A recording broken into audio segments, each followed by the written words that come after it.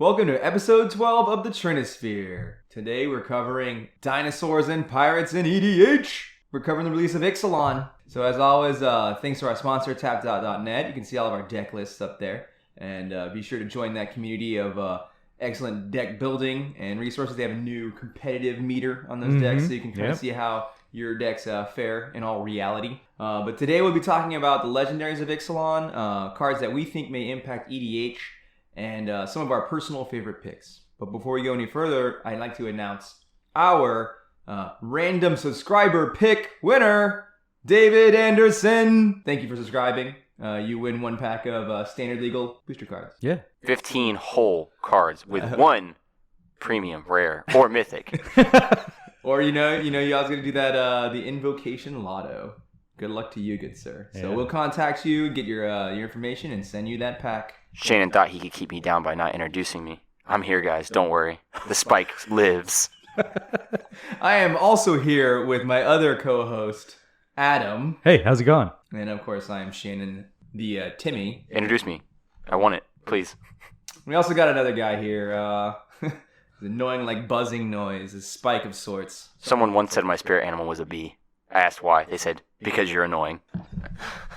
With that, we're moving on to our legendaries. All right, we got 7 new legendaries to look at. Legendary creatures, that is. There's a couple other crazy legendary cards in here. But the first one we want to talk about is Admiral Beckett Brass. That is a Grixis human pirate. So it's 1 blue, black, and red, 4 mana for a 3/3 that says other pirates you control get +1/+1.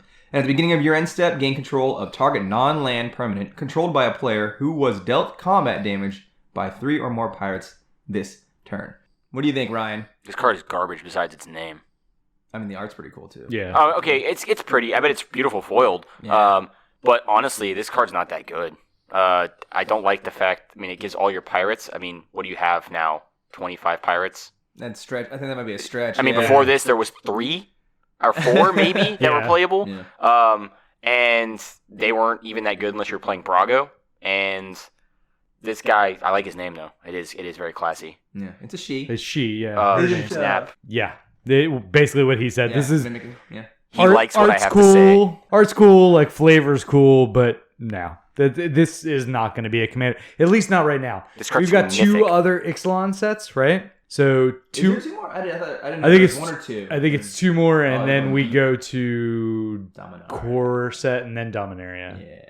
Yeah. So yeah, we have more pirates coming, so maybe this becomes more relevant later on. It could, 100%. But right now, no. Yeah. This is not playable. Yeah, like what you guys were saying, when I see a card like this that is so centered in on a new, kind of like a new tribe, I would much rather that Admiral Beckett Brass had some way to make pirates as well. So that way she can kind of fuel herself, because when you have so few pirates to work with, cards that are pirate-centric are just no good in EDH. Wait, was Carrie Ev a pirate from the last one? Did they have pirates? Yeah. Was there pirates in Kaladesh and Aetherrevolt? I guess think it was I didn't just know. her. Just her? Oh, it's like they were alluding to something. Yeah, they do that every once Those in a while. They do little sneaky red snakes. for the next Sneaky one. snakes in the grass. But fun fact, Jason Rainville, the artist, that is in fact his mother that he drew on there. Oh, man, I insulted your mother by calling her. Man, I am so sorry. Jesus, our spike, everybody. All right, next up, we have Captain Lannery Storm, another pirate. This is a 3 mana 2/2, and she costs 2 and a red. She is a human pirate. She has haste, and she says whenever Captain Lannery Storm attacks, create a colorless treasure artifact token. You know, the yada yada yada. And then whenever you sacrifice a treasure, Captain Lannery Storm gets a +1/+0 until end of turn. What do you think, Adam? So I am, if there is a pirate deck that comes up, I think this is part of the 99. I don't think that this can hold a deck on its own. It's really, it's not that good. 3 mana for a 2/2 haster with stuff. Because that is literally just some stuff. It's not exciting. Yeah, it makes lotus petals, but yeah, not really very good. All right, Ryan, what do you think? This card's worse than the last one. Worse. Somehow worse. Then again, I'm gonna keep saying this probably all night and probably through all the Exolon sets. But these pirates have some cool names. Lannery Storm is pretty Lannery sweet. Storm. Come on, is this also a female? Yeah. What is up with all the the chick pirates? They are Why are running. you gotta be misogynistic about? They are running those. No, power to them. Power to them. They are running. They are plundering those seas. Yeah. And you know what? Good job, ladies. Anyways, well, okay, this card, it is a 3-mana 2/2 with haste. I guess that's okay. Okay, if this, you know what made this card good? If it said whenever you sacrificed an artifact, not a treasure. It says or maybe giving +1/+1 counters, like that'd be a little bit better. Yeah, +1/+1 counters, right? But it says treasure. Yeah, she attacks, makes one, so she becomes a 3/3 until end of turn. But why would you? 3/2. Oh, don't even give her credit. Okay, you know what? Pass. Yeah. Shannon. So I like this one a little bit more than the last one because, like I said, she can actually, create the synergy that she needs. She creates the treasures, which can be used for other things, and she uses those treasures. So I like this one a little bit better than the last one, but like you guys said, her impact's real low. You're giving this one way too much credit. All right, next up we got Gishath's Son's Avatar. Now this is the big bad beater of the set. It's a Naya, a 5, a red, a green, and a white for a 7/6 trample vigilant haste dinosaur avatar. And whenever Gishath's Son's Avatar deals combat damage to a player, reveal that many cards from the top of your library. Put any number of dinosaur creatures cards from among them onto the battlefield, and the rest on the bottom of your library in a random order. Ryan, what do you think about this one? This card's a monster. This guy's pretty good. He is a Naya, and he gets card draw. And by card draw, I mean he gets to put more threats in his hand. No, on the battlefield. Straight to the Yeah. No. Okay, he's just better than what I said, so we're gonna give him more. Like thumbs up. We're talking like 9 out of 10 here. Yeah. Okay, he's commander playable, as in like he can be your general. Like he's obviously the only legendary dino right now, right? I believe so. Yes. Yeah. Unless you're counting like Optimus Prime or Grimlock or whatever his name is from the Hascon. But this guy's actually insane in my opinion. He has the keywords are bananas. He has trample, vigilance, and haste. So he comes down, swings, can come, and he can stay on blocking duty. And when he connects, you're attacking the one person who has no dudes, or that just has a really bad block. And you connect for 7, and you literally put up potentially 7 dinos. Highly unlikely, but even if you put 2 dinosaurs on the battlefield from his ability. Yeah. Mega value. I thought it was battlefield. Woo! I thought it went through your hand. All right, Adam, what do you got? I want to know how many pairs of Timmy Pants were destroyed in the making of this preview. All of them. Yeah. Literally all of them. Yeah, this is, I think Shannon's going to have more to say about this than I am because it's not exciting to me. It is obviously very strong. Like, I can't disagree with anything that Ryan said. I don't think that this is a deck yet, in my opinion, because I don't think that we have the dino support. I think if we do have 2 other sets of Ixalan, we'll probably get enough decent dinosaurs that you can build a deck around it. So this is definitely a good card, but honestly, Timmy, take it away. Oh, yeah. So this guy, this is like kind of like what you were saying, Mr. Spike. This is an army in a box. Like, this guy comes down with haste, swings, crunches. So from nowhere, from no board state, you can come out with easily 15 power. Yeah. And some of it on defense, or a bunch of it, all of it untapped effectively, while crunching someone out of nowhere. So one thing I've come to respect recently, it is commanders with haste. They'll come out of nowhere. You just not paying attention.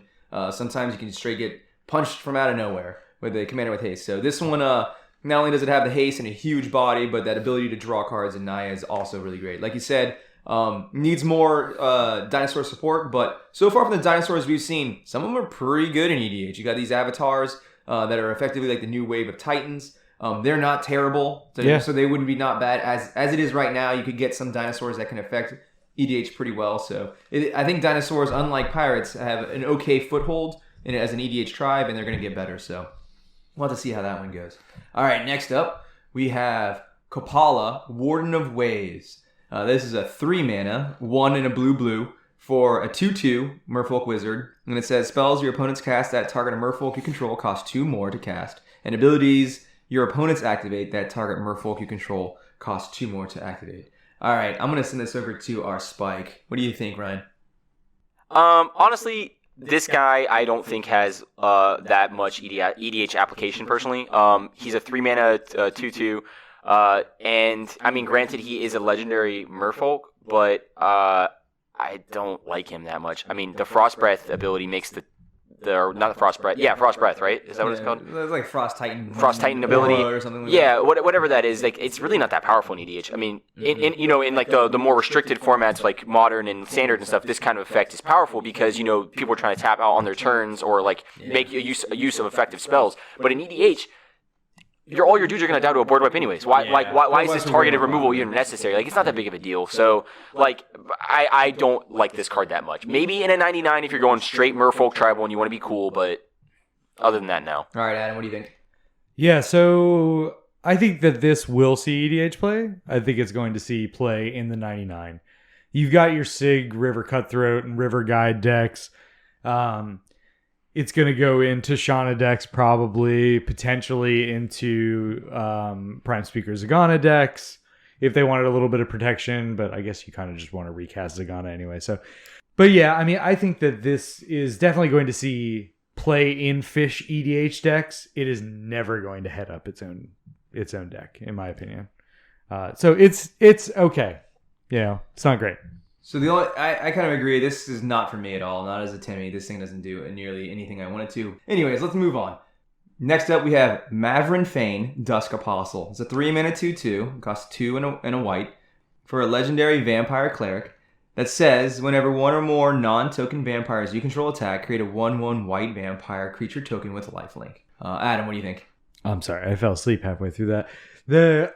This is absolute garbage. Why is this a legendary creature? I don't know. Like, this is never going to head up a deck.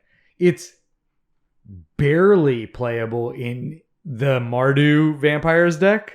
Because you can cast it and get a free one off Edgar is why it's playable. That's about it. Right, that's a pretty bad reason. I mean, like, It is. It's just, yeah, I am not excited about this guy at all. I am hoping that he's some kind of interesting character for the lore people out there. And that's why it's legendary. But that's what I was thinking. I was hoping the only reason this is legendary is for the lore's sake. 3 mana for a 2/2 with 0 keywords. yeah. Are you kidding me? Yeah, he doesn't even have lifelink. No, he has nothing. Jesus. No, he doesn't have lifelink. He doesn't have flying. Like, if he had flying, he might actually be, kind of decent. Because when he attacks, he makes a dude, right? And he has some evasion, so it makes kind of sense. But he has nothing.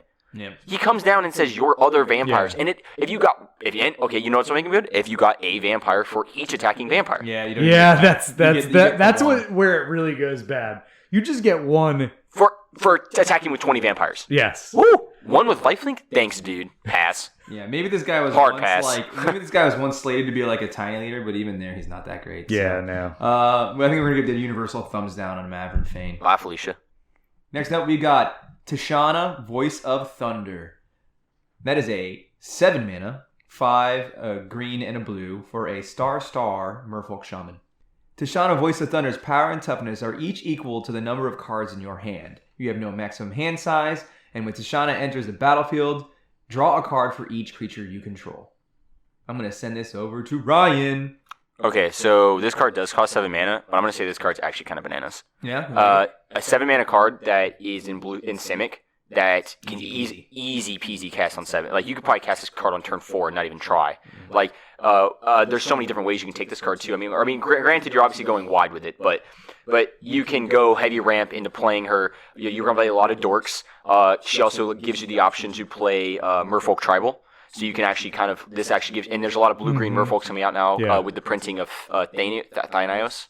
Was that his name? From the partners. From the partners, yeah. So, like, everyone was like, Dacios. I don't know, man. They all got weird names. Thanos, same thing. Exactly.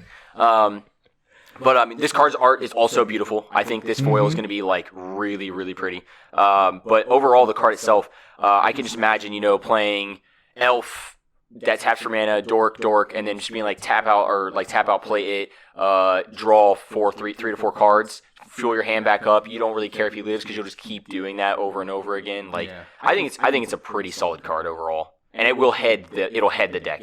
Maybe 1 in 99 in like some other deck, but like it's almost like a reverse Prime Speaker. Like, she does the highest power, so you can do it with a Ulamog. He does it with the 10/1/1s you have on the field. Yeah, Adam, what do you think? Yeah, I mean, I have to agree with that, pretty much everything that Ryan said. This is going to be a deck, in my opinion. I don't know exactly what the shell looks like yet. It's probably going to attempt to go wide, obviously, but. Look, Regal Force sees play in EDH right now. We're talking about the same casting cost, except for we've got blue in it. And it doesn't just draw cards for green creatures. It draws cards for all of your creatures. Plus, it's got a Reliquary Tower stuck onto it. It's easily going to be a 5/5. I mean, hopefully. Like, I don't know why you're playing this for less than that. So I think this is very strong. I agree it's probably going to make a new Merfolk deck that is going to be Simic colored. Really interested to see this one play and blinking it lots. This guy's best friends with Deadeye. Yeah. Oh, jeez. Almost all Simic cards are best friends with Deadeye. Oh, yeah. My bad. I'm a pretty big fan, too. This one strikes my Timmy chord, too, with the having power and toughness equal to cards in your hand and also drawing you a ton of cards, so you can just instantly make a huge beater, get a lot of value out of it. I like this card a lot. I think we all can agree that Chant is a pretty decent card that we'll probably see at the head of some decks pretty soon. Last up, we have Vona, the Butcher of Magan. That is a 5 mana, 3 and a white and a black for a 4/4 legendary creature vampire knight. Vona has Vigilance, Lifelink, and tap, pay 7 life, destroy target non-land permanent. Activate this ability only during your turn. Adam, what do you think about Vona? I actually like it. I think that this is a fairly strong card. I really like the pay 7, destroy target non-land permanent. Obviously, white-black already has a lot of things that can do this kind of thing.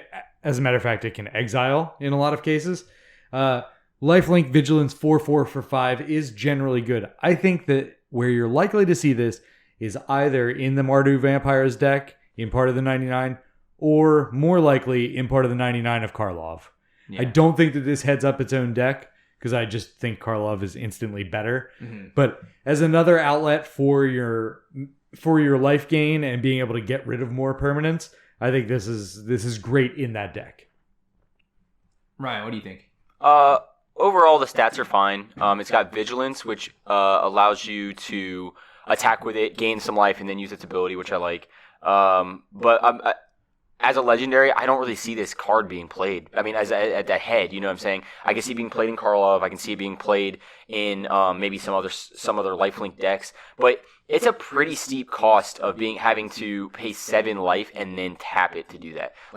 You probably will put it in a life deck or a life gain deck because it will essentially be 7 life. Tap like an unstable obelisk almost, but for 7 life instead of 7 mana, basically. Yeah. Is what it is. It hits non-land permanents, and it has to be on your turn, right? So, I mean, that part's if it didn't have that restriction, I think it would be much better. You could just do it at end of turn after you already attacked with it. You know? The fact that you did kind of lose a blocker in order to activate it. It negates the vigilance. Yeah, it's. I would say that it's worthy of play, but I don't think this is gonna warp a format card by any means. Yeah. So I think I kind of agree with you guys. It seems like kind of a different, or kind of like a lower, kind of a lower ceiling version of Karlov. One thing to note that I guess Karlov decks kind of center around triggering life gain, small amounts of life gain consistently. This one could be built to be like a bigger, chunkier life gain. You're casting big life gain spells, and you can use it a little bit differently. So you can unlock some of those other spells that basically will never make it into Karlov because they don't trigger him enough times. So there could be another deck out there that is trying to gain chunks of life instead of incremental tiny bits over and over again. But I don't think that deck is going to be super strong. But prove me wrong. All right, next up we're going to be talking about the mechanics of Ixalan. We'll go over those real quick, and we'll talk about our favorite picks. All right, next we're covering the mechanics of Ixalan. First up, we got Raid. It's kind of returning mechanic. And Raid obviously says this certain ability happens if you attacked this turn. What do you guys think about Raid in EDH? In EDH, it's not a thing. Yeah. In limited, it's amazing. It's not. It's just not an effective ability in EDH, I don't think. I mean, this set might change that, and the fact that they're bringing it back in this set, there might be some actual playable cards that come out in the future. Yeah. I mean, I will say that they did better this time around with Raid. Yeah, I haven't seen one card that makes me want to build around Raid though. There's Raid get an extra turn or Raid get an extra attack step. I mean, we still haven't seen combat celebrant in this one. We still haven't seen a Raid legendary creature yet. Yeah, right. I mean, that'd be we'll hold out for that one. Yeah. All right. Prediction next set. Just saying it now. Calling it. Calling it. Next set. All right. Next up, we got Explore, and Explore says, whenever you explore, you reveal a top card of your library, then put that card into your hand if it's a land. Otherwise, put a +1/+1 counter on this creature. Then you may put that card back or put it into your graveyard. And what do you guys think about Explore and its impact on EDH? I mean, I think the most interesting thing about Explore is that you can put it back on top or in your graveyard instead of the bottom of the library. So it's maybe if we get some really good Explore cards, I don't see any right now, but maybe if we get some good Explore cards, then it could see play in like Sidisi or something like that because it could feed your graveyard. But I'm kind of like meh on it. So one of my favorite cards, one of my favorite little like rampy guys is the Quelling Oracle, who you flip the top card. If it's a land, you put it directly into play. I wish Explorer put it directly into play, and you can have a whole series of creatures that were Quelling Oracle based. That would be kind of busted. You could kind of rig your top deck. So what I was looking for, I really wish the ability said that, but since it doesn't, what I'm really looking for now is something that can trigger Explore over and over and over and over again. Then I can think about building around that, but for right now, it's not strong enough for me. There's no card that has Explore that's strong enough for me to want to play it in EDH. Personally, I can agree with that. Like, it's the first time it's being printed as a mechanic. I will say though that the mechanic has potential overall. Like, I feel like it could be useful. Like the one thing that Adam said, I completely agree. Like the fact that you could put it in your graveyard, like that could end up working in some manner for dredging. Yeah, you know what I'm saying. Yeah. You could just pitch a dredge or pitch a relevant card that needs to be in your grave. The one thing I will say though is that the other half of that ability is kind of mediocre. Like putting a 1/1 counter on something. Yeah, it's really weak. Yeah, you almost just want to put that card in the graveyard. Like if you hit the land, you're kind of like, ugh, gross. Yeah. I mean, granted, it did draw you a card. Right. I mean, the card draw, putting a land in your hand, I mean, that, I don't know. Just overall, the mechanics kind of like loose. Yeah. But I feel like in the future, it could hold something for the format. All right, the last new ability we have is called Enrage. And Enrage says whenever this creature is dealt damage, do this thing. So it's something that can be triggered over and over again. And you can net value. And it's generally I believe it's generally in Naya colors. Yeah. What do you guys think about Enrage? I actually really like Enrage, and I don't know how this hasn't been keyworded already. Like, it's super simple. It makes combat interesting. It is potentially very powerful depending on what the trigger is that you get off of it. Ripjaw Raptor is the only standout that I see right now because you get to draw a card off of it.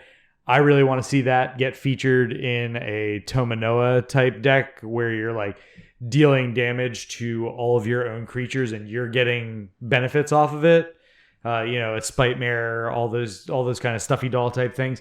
And then having Ripjaw Raptor in there and just drawing cards off of it every turn with Pyrrhemia or something like that. Yeah. That sounds elaborate. It sounds amazing. Elaborate. Yeah. Your face is elaborate. A lot of work. But elaborately Ripjaw beautiful. Raptor is the big standout. Also, Ranging Raptor is another good one. Whenever it gets pinged for damage, that's not you bad. get a tutor and put a land into play. That was one I was going to mention, actually. That card is pretty that cool. one's really good. Like, and then also Bellowing Aegisaur. Whenever it gets pinged, he puts +1/+1 counters on your team. So Pyrrhemia and Pestilence we can do a lot of synergy with Enrage. So I think it's gonna be really cool for limited too. It's gonna make for a lot of really interesting combats coming up. Additionally, we have the new treasure tokens, and these are similar to the gold tokens that have been printed before. So what happens is some cards will generate treasures, and those treasures can be sacked to make mana of any color. What do you guys think about the treasure cards? This is the third time they've printed this official mechanic. It was, gold tokens? Then it was Ethereum cells, right? Yeah, I think it was just that one Tezzeret that made it. It was just the one Tezzeret, I think. And then also there's a Lotus Petal too. There's all Lotus I'm just saying they're all Lotus Petals, but these also have to tap, whereas gold does not. No, gold. Really? Gold is not, but they still all can't work with a Stony Silence in place, so it doesn't matter. Got him, Stony Silence. I don't know why they honestly didn't just do gold again. I think that's obedience. Blind obedience. Got him. Makes them come and tapped, I guess. The treasure is not valuable at all. I think that was a miss on their part. But other than that, I think that I think that the treasure is just fine. I mean, it really depends on what you're attaching it to. Yeah. There's a couple of decent cards. Revel in Riches, I know that you're a little excited about. Oh yeah, Revel in Riches is. I've always been looking for a way to kind of generate mana off of kills. I know there's like a black market, but you have to wait a turn to kind of net your rewards. But Revel in Riches is kind of a way that it strikes me as a possible way to start comboing off by killing things consistently. Also, of course, that second ability of winning the game is always really fun. I like to try it. And trigger. Yeah. Another good one is Ruthless Knave. You can sack a creature to make 2 treasures. That one's pretty good. Sack engines are always good in EDH, and then also generating mana off of sacking things is also pretty good too. All right, so that covers most of the new mechanics, but also we want to talk about the new flipping legendary cards. Flippies. All right, up first we got Legion's Landing. That's a 1-mana enchantment that generates a 1/1 white vampire. And when you attack with 3 or more creatures, you can transform Legion's Landing. And Legion's Landing transforms into a Daughter of the First Fort, which is basically a land that can produce more 1/1s. Yep. What do you guys think? Big? Small? Medium. Super Schmedium? Yeah, are you Schmedium on it? Schmedium. I mean, I'm a huge fan of Killjoy and Outpost, and I think that this is the second coming of it. And I'm a big fan. I really like this. I don't know how good it is in EDH. It seems, I don't know, it seems slow, but not. It's really difficult to evaluate in EDH, in my opinion. But the ability to just, have a land that constantly pumps out 1/1s is pretty decent. So Yeah. I can imagine being pretty good for a token deck. It seems medium. All right, so next up we got Search for Azcanta. Search for Azcanta, 2 mana. Enchantment says, at the beginning of your upkeep, look at the top card of your library. You may put it into your graveyard. Then if you have 7 or more cards in your graveyard, flip it. It flips into Azcanta, the Sunken Ruin. Azcanta, the Sunken Ruin has a 3 mana activated ability that says, look at the top 4 cards of your library. You may reveal a non-creature, non-land card from among them and put it into your hand. Then put the rest in the bottom of your library in any order. That one I think is pretty good. I like this one. I like the draw power on land. Seems really good. Yeah, it also seems super easy to flip. I think that this is definitely going to see play. Yeah. What do you think? I think it's reasonably powerful. It's 2 mana to play the initial investment, and then 3 mana pseudo impulse seems pretty strong in Spellslinger deck basically because you're not looking for creatures and stuff like that. Yeah. So I mean, it seems fine. Like I'll be honest. Like this whole kind of line is a little iffy for me, but yeah, like the legendary enchantments. Yeah, but this one I would definitely say ranks amongst the top. Yeah, I mean, any land that can draw you cards seems to be pretty strong. Most lands are balanced in that you have to discard a card, or sack it, draw the card, or you lose the land. But this one just straight up gets you card advantage. So I'm pretty big on that one. All right, next up we have Arguel's Bloodfast. That's a 2 mana legendary enchantment. It's Greed, 2 mana, pay 2 life, draw a card. At the beginning of your upkeep, if you have 5 or less life, you may transform Arguel's Bloodfast into the Temple of Aklazotz. And the Temple of Aklazotz says you can tap for black, or you can tap and sack a creature to gain life equal to that creature's toughness. So you got your Diamond Valley reprint. So what do you guys think? Yeah, I mean, I think in EDH, so it's a little bit cheaper than Greed to cast, but it's more expensive to draw a card off of because Greed's only 1 black. Mm-hmm. I think you're never going to flip this in EDH is the real problem. Yeah, you're going to have to build around this kind of, this is going into the drain myself repaying kind. Yeah, you have to be at 5 life in EDH. You lost if you're at 5 life in EDH. This card is way too situational to flip. I will agree with you on that, Adam. I don't think it's that hard to get to 5 life in EDH. No, it's very easy to get to 5 life. Oh, you know what? Yep. No, I would say exactly with Necropotence and stuff. But the thing about it is the fact that you can draw a card EOT to put yourself below 5 just to flip it. I mean, unless you have the creatures, of course, to start gaining life back up, you're probably dead. But but because most people aren't going to be able to kill you at 5 on your turn. Right. It's uncommon, or it would be an uncommon occurrence. But it would also be an uncommon occurrence for you to live after hitting 5. So right. A Diamond Valley is not getting you out of that problem. Probably not. However, I would say that the ability to draw a card for 2 mana, like the Erebos, I would call that the Erebos effect because that's not the Greed effect. It's a cheaper version of Greed that uses the Erebos effect. Yeah. And I think that level of investment, that is a good card to have. Yeah. I think on its own is good. Don't plan on flipping it unless you're playing some kind of Repaying Kind Axis of Morality deck. So you're gonna change your life total with someone watch. Yeah. Or a Tree of Redemption, something like that. There it is. Yeah. All right, next up we got Advance's Blasting Cannons, 4 mana legendary enchantment. At the beginning of your upkeep, exile the top card of your library. If it's a non-land card, you may cast that card this turn.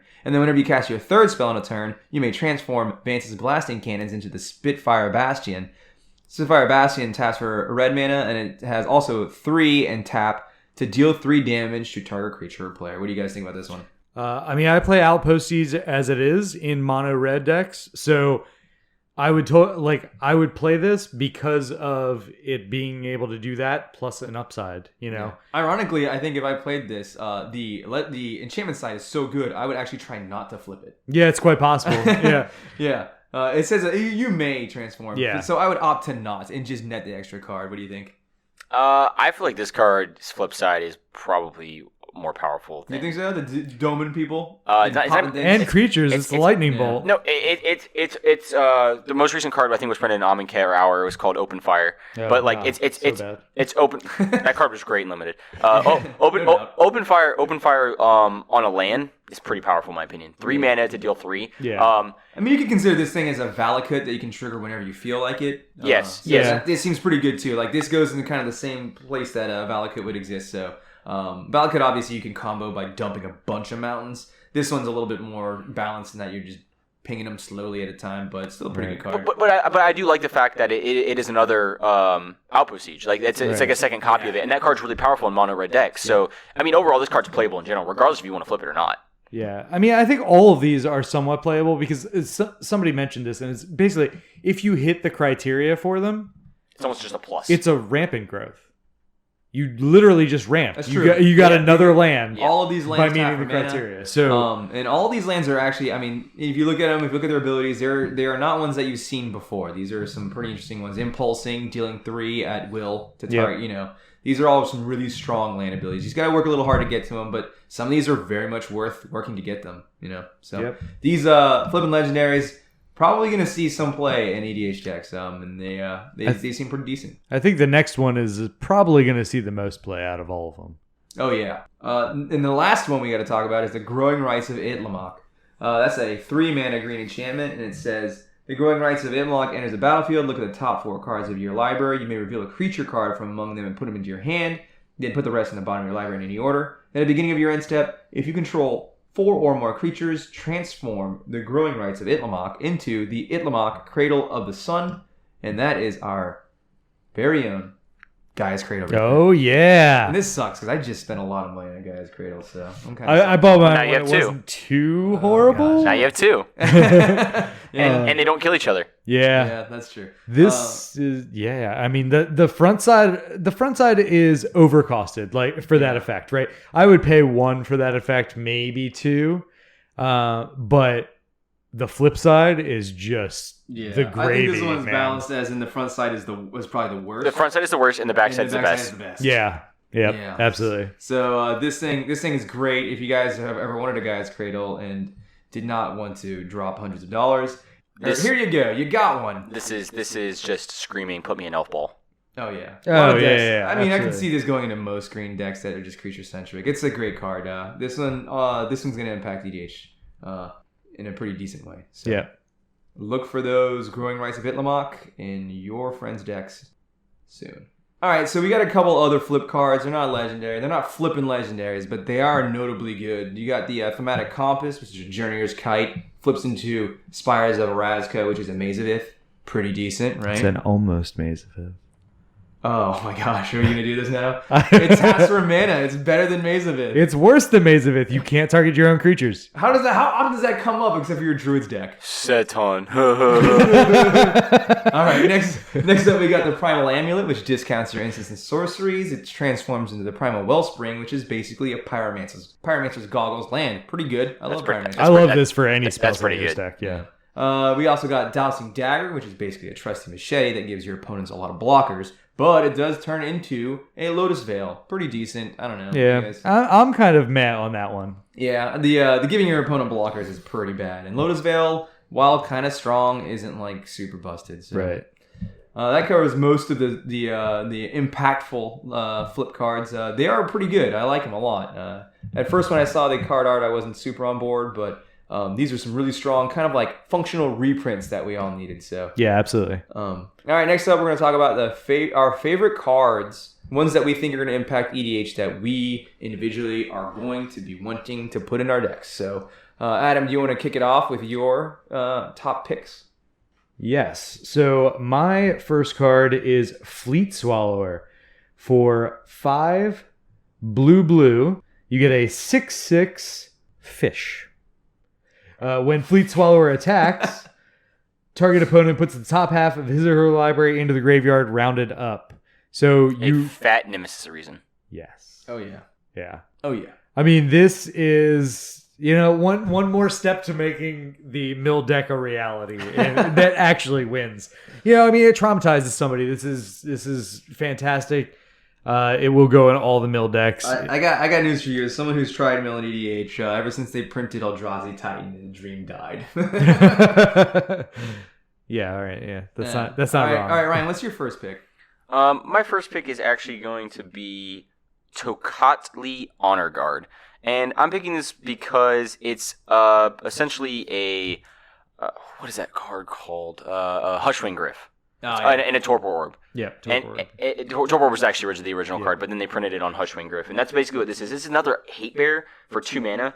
Kind of like it, actually. I like cards that hose people's deck strategies for 2 mana. I'm a dude. That sounds fun. Yeah, you do. Yeah, I do. Blood Moon Reign Supreme.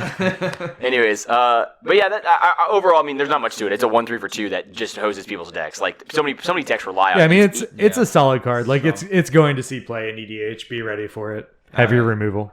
All right, my number 1 pick as a Timmy is going to be Ripjaw Raptor. I do like this one. When I first saw Enrage, I said, "Hey, that's got potential." Then I saw a green triggerable draw engine. And I was like, what? So. Really hyped about this card. I hear it's starting to reach $10 in pre-order price, which is unfortunate. I just hope to rip one in pre-release or release. So, otherwise, I may take that plunge. It's a good card, just flat out good card. Yeah. Anytime that green draws, they do it in a pretty spectacular fashion. All right, Adam, you got another one? Yeah, my next one is Captivating Crew. Oh god, that card's gonna be so annoying. I know.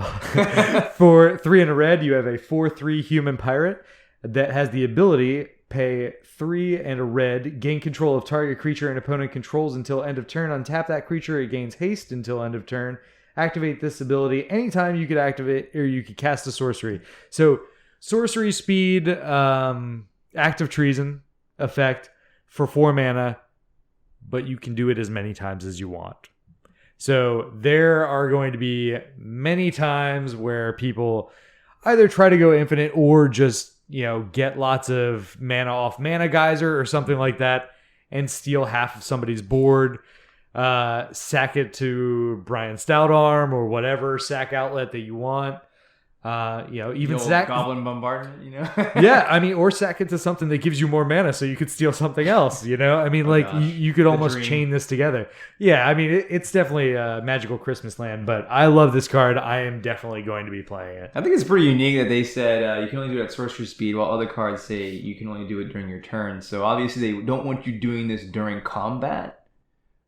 Yeah, I mean that makes sense though. Yeah, because it's pretty. So it's not going to fiddle with combat. Well, plus that's literally what it says. It says no combat. Yeah, they don't want you to steal stuff in no combat. All right, Ryan, what's your next pick? My next pick, I'm just going to stay on the hate train today, and I'm going to go with Ashes of the Abhorrent. It is a 2-mana enchantment that says players can't cast spells from graveyards or activate abilities of cards in graveyards. That hoses a lot of people. Nice. There's a lot of graveyard-centric decks out there.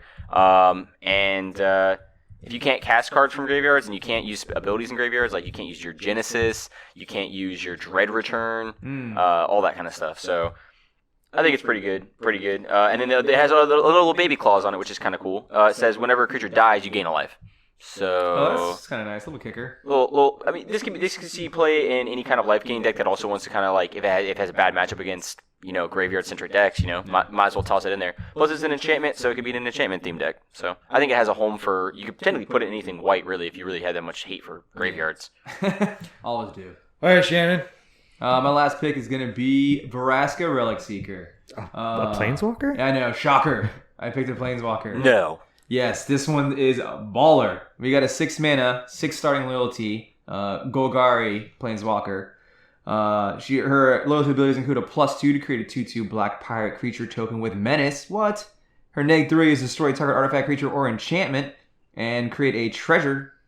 And then her -10 is target player's life total becomes 1. So of my Planeswalker checklist, protects herself, controls the board, and her ult can pretty much win the game. Also, she passes the doubling season check. This is a pretty decent Planeswalker. Yeah, I think the only thing that it doesn't do out of the normal Planeswalker checks are draw a card. Yeah. But it does give you a little bit of CA because of the Lotus Petal thing. So. Yeah, exactly. Destroying a creature and and then generating something out of it, or just flat out destroying a creature and not dying doing it is good enough. Considered to be good CA right That's there. not bad. So yeah, this one's going to go straight into the Planeswalker deck. Pretty excited to see her in action. She may replace the other Vraska. We'll have to see how that goes. Ooh, that's a bold. Yeah. No, what? You need to take a nap. You're crazy. All right. So that wraps up our top picks for EDH. All right, guys. That wraps up episode 12, our Dinosaurs and Pirates EDH extravaganza. So thanks again for tuning in, and be sure to subscribe to our show. Hit that bell icon on the YouTube channel, and you want to do that because we are picking random subscribers for our giveaways every week. If you'd like to follow us on the web, you can find us at thetrinisphere.com. You can follow us on Facebook and Twitter. Adam is Squire9999 on Twitter, and on Tapped Out, he's just Squire1. Ryan the Spike is on Twitter as Snapmaster, and on Tapped Out, I'm Ryan Reese. Me, Shannon the Timmy, is on Twitter and Tapped Out as Nikki Bolus. As always, guys, it's not about winning, it's about sending a message.